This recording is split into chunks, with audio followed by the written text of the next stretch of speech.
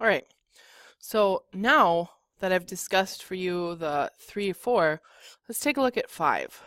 5 is this like middle score. It's actually like this really, it's in the middle of everything. Because if you think about it, we've got 8, 9, wait, I'm sorry, 9, 8, 7, excuse me, 6. Then we've got 5. Then we've got 4, 3, 2, 1. Notice how 5 lives right in the middle. This very sad 5. So it's kind of like there are elements up that are decent, really good. There are elements that make it poop-tastic. 5s literally are in the middle of everything. And so like I'm not going to spend too much time talking about a 5, and I'm going to be totally honest with you. Like if I give a ton of 5s in a row, that actually gets me flagged as a reader. Because a 5 is not one, like you really want to make it clear to the student. You want to make it clear that the student is either upper level or lower level. 5 says, eh. So like you don't want to give a 5 because that's not as clear as 6, 7, 8, 9 or 4, 3, 2, 1. So 5s, if you notice, literally at 5 just says is a thinner version of 6. Descriptors are superficial, vague, uneven, and mechanical. So, like, the thing with the 5 is it has elements of upper level and it has elements of a lower level. If you take a look about argument, what that means is like our organization seems juvenile at times, paragraphs oftentimes look like standalone ideas. So, like, a big thing there is like the Bing Bang Bongo. Like, oftentimes 5 paragraphs use this organizational structure. I mean, like, that's a huge component of a 5. It doesn't mean that you'll always get a 5 if you use the Bing Bang Bongo, but it's pretty common that 5s and below do. Evidence is mostly abstract, but at least abstract or concrete, meaning like it's a little too much of either, but at least evidence is provided. So notice how like you've got evidence, but it ain't great. It's organized, but it ain't great. You've got warrant, but it ain't great. So like all of these things are like, you've got it, but it ain't great. So to take a quick look at what that looks like, on page 182 in your packet, you've got what's the letter up in the corner should be H1, or should be H, right?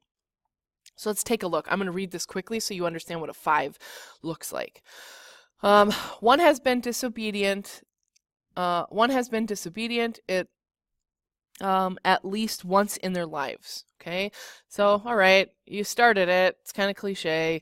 Something as small as stealing a cookie or breaking a law are everyday disobedience. Okay, so now giving us some context here. Irish author Oscar Wilde claims that disobedience is a valuable human trait and promotes social progress. Our progress are valid. So, like, that's kind of weird. I don't really know why. Like, the sentence doesn't make sense. And you'll notice, you might say, like, but they don't quote him. They don't quote Oscar Wilde. This quote is right here. They should quote him. They don't have to quote him. You can just reference an Irish author. You don't even need to say Oscar Wilde. The big thing that they're talking about is that, like, is the concept that Oscar Wilde discusses. You don't have to quote him at all. But looking back here, but they say his position's valid. The novel One Flew Over a Cuckoo's Nest by Ken Kesey and the creation of political parties and the Black rights movement of the 1960s are prime examples. So they're answering the prompt, they're understanding some of the nuances of the prompt, but their thesis is pretty Bing Bang Bongo. This, and this all prove that it's true. So guess what the first body paragraph is going to be about? Probably the book. Second body paragraph, probably political parties. What's the third paragraph going to be about?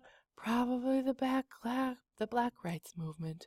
So like they've got a thesis, But as it said here, the organization is probably pretty juvenile. At least the thesis is telling us that it's going to be. So let's take a look here at the first body paragraph. One Flew Over a Cuckoo's Nest was a critically acclaimed novel and later movie where a man named McMurphy is admitted to a mental institution and stands up against the current regime.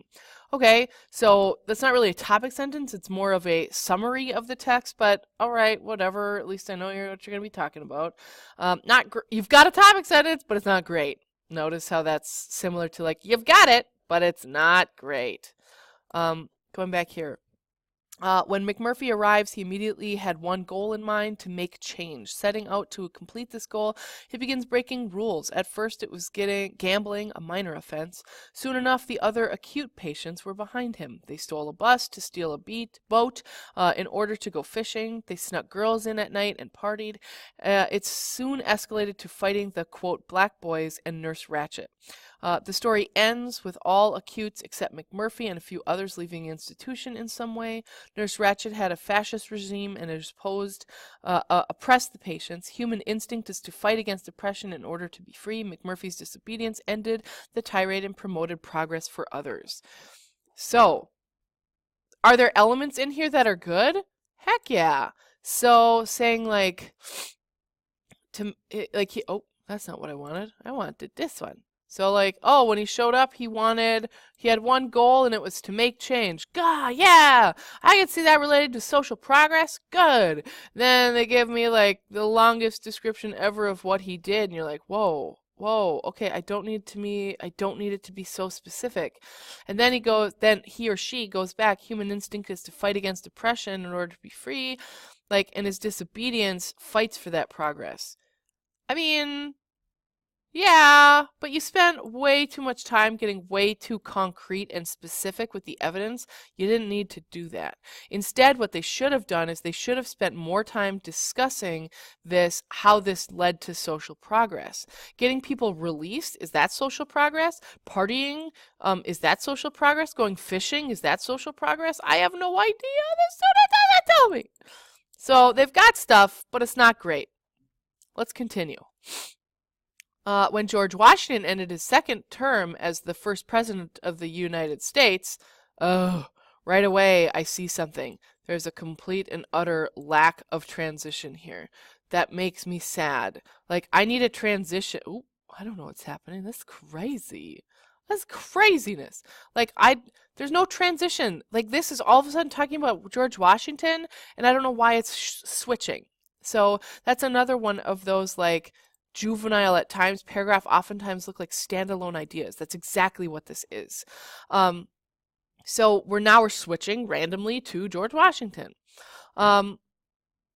As first president, he left an important request for his successors, summarized as, do not form political parties. The following election pitted two parties against one another. Washington's request was like a mother telling her kid not to eat a cookie. The kid will end up with the cookie in the end. The disobedient action led to over 100 years of turmoil between and within the bipartisan system. Despite the conflict, much social change came from it.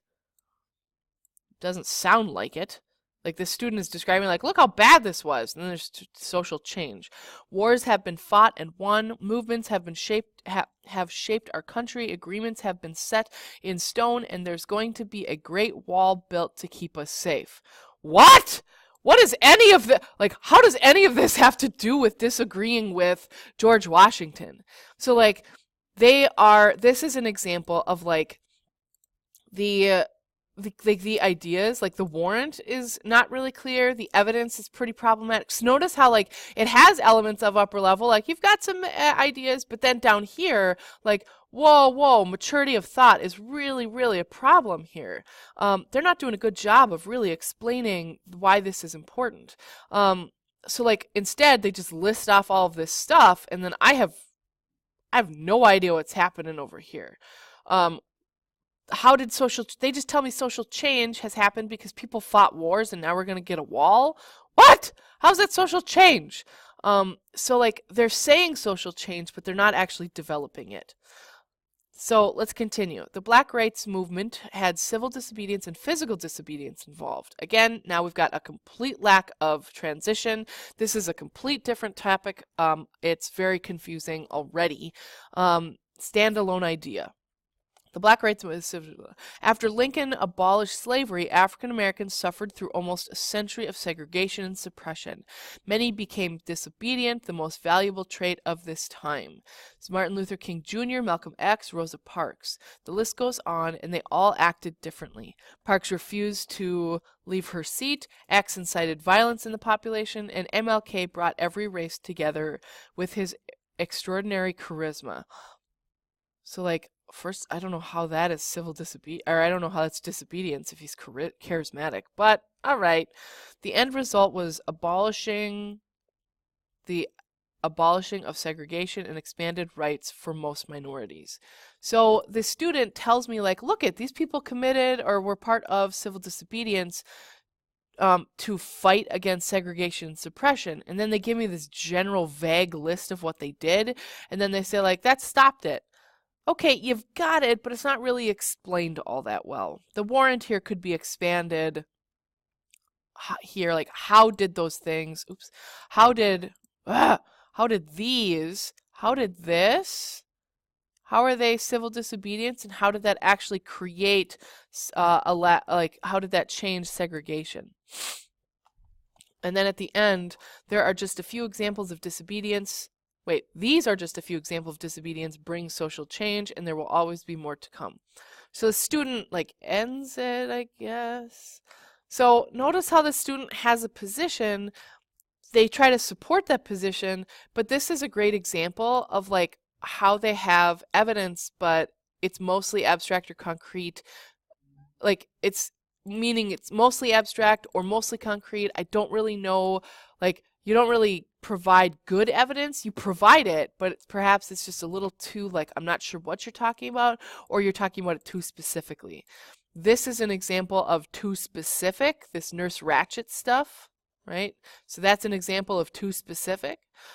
George Washington, that's an example of too abstract. Like, how did we get to this point? So this is a really good example to show you what it means to be, like, too abstract or too concrete.